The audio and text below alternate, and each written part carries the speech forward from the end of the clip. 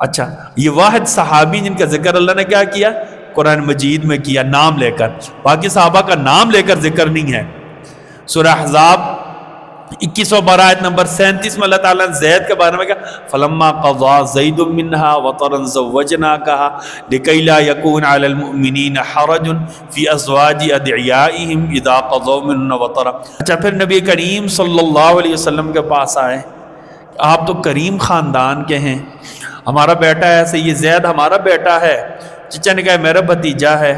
تو انہیں ایسے اغوا کر لیا گیا تھا، انہیں پھر بازار میں بیچا، یا اب آپ کے پاس ہے. آپ صلی اللہ علیہ وسلم نے کہا اچھا ٹھیک ہے کوئی بات نہیں. آپ نے حضرت زید کو بلایا، کہا بجائے اس کہ میں کوئی بات کروں زید سے فیصلہ کروا لیتے. یہ کیا کہتے ہیں؟ زید سے فیصلہ کرواتا نہیں، کیا کہتا؟ اب تو چچا اور والد خوش ہو گئے کہ ہمارا بھتیجا ہے، ہمارا بیٹا ہے، فوراً ہمارے ساتھ جانا شروع ہو گیا. جب انہوں نے اپنے والد کے ساتھ جانے سے انکار کیا تو آپ صلی اللہ علیہ وسلم نے انہیں آزاد کرنے کے بعد اپنا منہ بولا بیٹا بنا لیا. یہاں تک کہ لوگ کیا کہنے لگے؟ زید بن حارثہ کے بجائے کیا کہنے لگے؟ زید بن محمد کہنے لگے کہ محمد صلی اللہ علیہ وسلم کے بیٹے ہیں. اچھا، راستے میں بنو قین ایک قبیلہ تھا، ان کے ڈاکو بہت زیادہ مشہور تھے. انہوں نے انہیں لوٹ لیا، لوٹ لیا. حضرت زید اس وقت بالکل چھوٹے سے بچے تھے، انہیں بھی انہوں نے اغوا کر لیا. کیا کر لیا؟ اغوا کر لیا. ٹھیک ہے نہیں. اچھا، اغوا کرنے کے بعد ان کو لا کر عکاظ جو منڈی لگتی تھی طائف کے پاس، مکہ اور طائف کے درمیان، وہاں لا کر انہیں بیچ دیا. ٹھیک ہے، ڈاکہ مارا، مال اسباب بھی لوٹا. اب جو کیا کہتے ہیں، یہ زیادہ تھے ڈاکو، دوسرے تھوڑے تھے، بچوں کے اغوا کر لیا، مال بھی لوٹ لیا، خیمے وغیرہ بھی لوٹ لیے. وہ یمن کے تھے، بہت زیادہ دور سے آئے ہوئے تھے، کچھ بھی نہیں کر سکتے تھے، واپس چلے گئے. اچھا، زید بن حارثہ کو انہوں نے لا کر عکاظ کی منڈی میں بیچ دیا. عکاظ کی منڈی میں نے خریدا حکیم بن خزام نے، جو حضرت خدیجہ کے بھتیجے تھے. 400 درہم میں نے خریدا. کتنے درہم میں خریدا؟ 400 درہم میں خریدا. اچھا، حکیم بن خزام نا یا حضرت خدیجہ کے بھتیجے تھے. ان کے بارے میں آتا ہے کہ یہ کعبہ کے اندر پیدا ہوئے، مولود کعبہ.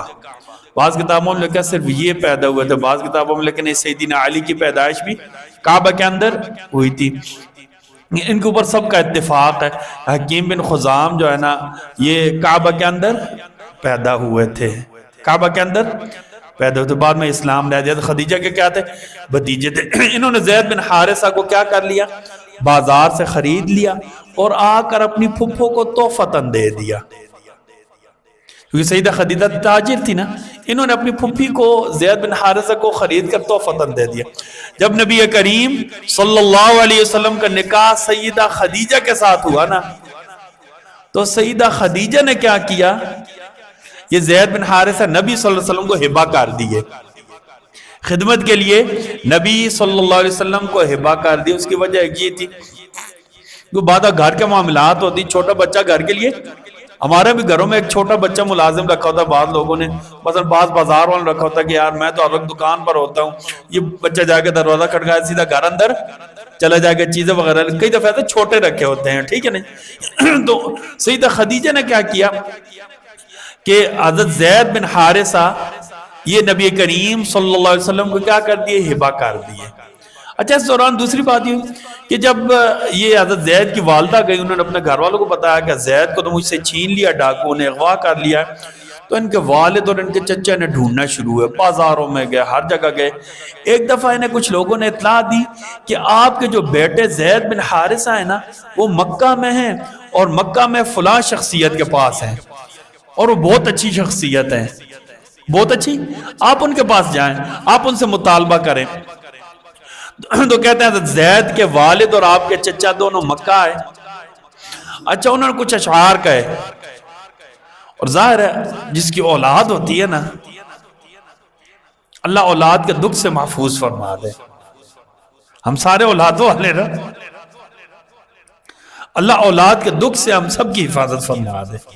چھوٹا بچہ ہوتا ہے نا، بیمار ہوتا ہے نا، ماں باپ سے برداشت نہیں ہوتا ہے. بچے کو بخار ہوتا ہے تو گویا ماں باپ کو کیا ہوتا ہے؟ بخار ہوتا ہے. ٹھیک ہے نا. بچہ تکلیف میں ہوتا ہے، ماں باپ اپنے آپ کو تکلیف میں محسوس کرتے ہیں. ٹھیک ہے نہیں. اچھا تو حضرت زید کی جدائی میں نا ان کے والد اور ان کے چچا مکہ آئے ڈھونڈنے کے لیے، انہوں نے کچھ اشعار کہے حرم میں کھڑے ہو کر. اچھا پھر نبی کریم صلی اللہ علیہ وسلم کے پاس آئے، آپ تو کریم خاندان کے ہیں، ہمارا بیٹا ایسے، یہ زید ہمارا بیٹا ہے. چچا نے کہا میرا بھتیجا ہے. تو انہیں ایسے اغوا کر لیا گیا تھا، انہیں پھر بازار میں بیچا، یا اب آپ کے پاس ہے. آپ صلی اللہ علیہ وسلم نے کہا اچھا ٹھیک ہے کوئی بات نہیں. آپ نے حضرت زید کو بلایا، کہا بجائے اس کہ میں کوئی بات کروں زید سے فیصلہ کروا لیتے ہیں، یہ کیا کہتے ہیں، زید سے فیصلہ کرواتا نہیں، کیا کہتا. اب تو چچا اور والد خوش ہو گئے کہ ہمارا بھتیجا ہے، ہمارا بیٹا ہے، فوراً ہمارے ساتھ جانا شروع ہو گیا. حضرت زید نے جانے سے انکار کر دیا. اچھا یہ کیوں انکار کیا؟ آپ صلی اللہ علیہ وسلم کی جو بڑی صفات تھی ان سے متاثر ہو کر. شاید انہیں محسوس ہو رہا کہ گھر میں مجھے وہ پیار نہیں ملا جو نبی صلی اللہ علیہ وسلم کی شفیع ہاتھوں سے مجھے پیار ملا ہے. ٹھیک ہے. اچھا اس وقت آپ صلی اللہ علیہ وسلم کی عمر 38 یا 39 سال تھی جب یہ واقعہ پیش آیا. 38 یا 39 سال تھی. اچھا تو انہوں نے کہا دیکھو تم آزادی پر غلامی کو ترجیح دے رہے ہو. کہا ہاں یہ غلامی مجھے کئی آزادیوں سے بہتر ہے. نبی صلی اللہ علیہ وسلم کی غلامی مجھے کئی آزادیوں سے کیا ہے بہتر ہے. اچھا آپ صلی اللہ علیہ وسلم سے کیا کیا؟ جب انہوں نے اپنے والد کے جانے سے انکار کیا تو آپ صلی اللہ علیہ وسلم نے انہیں آزاد کرنے کے بعد اپنا منہ بولا بیٹا بنا لیا. یہاں تک کہ لوگ کیا کہنے لگے، زید بن حارثہ کے بجائے کیا کہنے لگے، زید بن محمد کہنے لگے. یہ محمد صلی اللہ علیہ وسلم کے بیٹے ہیں. جب آپ صلی اللہ علیہ وسلم نے دعوت پیش کی نا زید ایمان لے آئے، آپ صلی اللہ علیہ وسلم نے حضرت زید کا نکاح ام ایمن سے کر دیا. اور اس کی وجہ پتہ کیا تھی؟ حضرت زید بالکل نوجوان تھے، ام ایمن کی عمر زیادہ تھی. آپ صلی اللہ علیہ وسلم نے ایک مرتبہ فرمایا اگر کسی نے جنتی عورت سے نکاح کرنا یہ ام ایمن ان سے نکاح کر لے. ام ایمن سے نکاح کیا تو اللہ نے بیٹا دیا جن کا نام تھا اسامہ بن زید. حضرت زید بن حارثہ کے ساتھ نبی صلی اللہ علیہ وسلم اتنی زیادہ محبت فرماتے تھے کہ سیدہ عائشہ فرماتی ایسا کبھی نہیں ہوا تھا کہ حضرت زید کو اللہ کسی لشکر میں بھیجے اس میں امیر نہ بنائے. اپنی زندگی میں 9 مرتبہ 9 لشکروں کا حضرت زید بن حارثہ کو نبی صلی اللہ علیہ وسلم نے امیر بنایا. یہاں تک کہ 8 ہجری میں غزوہ موتا ہوا، موتا اردن میں، ٹھیک ہے، غزوہ موتا ہوا. آپ صلی اللہ علیہ وسلم نے 3 بندوں کے بارے میں کہا. اچھا ایسے بیٹھے ہوئے تھے سارے. ہم نے کہا پہلا تمہارا امیر زید ہوگا، زید شہید ہوگا، پھر عبداللہ بن رواحہ آپ کے امیر ہوں گے، عبداللہ بن رواحہ بھی شہید ہوگا، جعفر طیار آپ کے امیر ہوں گے. اگر یہ بھی شہید ہو گئے تو اس کے بعد کسی کو بھی اپنا امیر بنا لینا. ایک یہودی سن رہا تھا، انہوں نے کہا کہ یہ تینوں کیا ہوں گے؟ شہید. یہ تینوں کیا ہوں گے؟ شہید ہوں گے. کیونکہ نبی صلی اللہ علیہ وسلم نے کہا زید شہید ہوئے تو عبداللہ بن رواحہ کو بنانا، عبداللہ بن رواحہ شہید ہوئے تو پھر جعفر طیار کو بنا لینا، وہ بھی شہید ہوئے پھر کسی کو بھی اپنا. تو یہ تینوں باری باری شہید ہو گئے تھے. اچھا انہی کا بدلہ لینے کے لیے نبی صلی اللہ علیہ وسلم نے اپنی زندگی کے آخری ایام میں اسامہ بن زید کا لشکر آپ نے سنا ہے نا، تو اسامہ بن زید کی سربراہی میں لشکر تشکیل دیا تھا کہ جائیں جن لوگوں نے موتا میں صحابہ کرام کو شہید، آپ جا کر ان سے کیا کریں؟ بدلہ لیں. اچھا یہ واحد صحابی جن کا ذکر اللہ نے کیا کیا؟ قرآن مجید میں کیا نام لے کر، باقی صحابہ کا نام لے کر ذکر نہیں ہے. سورہ احزاب 21 آیت نمبر 37 میں اللہ تعالیٰ نے زید کے بارے میں کہا فَلَمَّا قَضَى زَيْدٌ مِّنْهَا وَطَرًا زَوَّجْنَاكَهَا لِكَيْ لَا يَكُونَ عَلَى الْمُؤْمِنِينَ حَرَجٌ فِي أَزْوَاجِ أَدْعِيَائِهِمْ إِذَا قَضَوْا مِنْهُنَّ وَطَرًا. عربوں میں گندہ روایت تھا، منہ بولا بیٹا اس کی بیوی کے ساتھ جس کا منہ بولا ہوتا تھا طلاق کے بعد یا وفات کے بعد وہ نکاح نہیں کر سکتا تھا، کیونکہ نبیوں کا کام ہوتا ہے معاشرے کی غلط رسوم کو ختم کرنا. حضرت زید کا نکاح ہوا تھا نبی صلی اللہ علیہ وسلم کی بیٹی حضرت زینب بنت جحش کے ساتھ.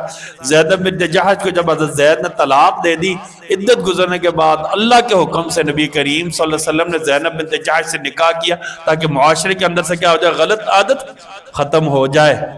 علماء کا کام کیا ہوتا ہے؟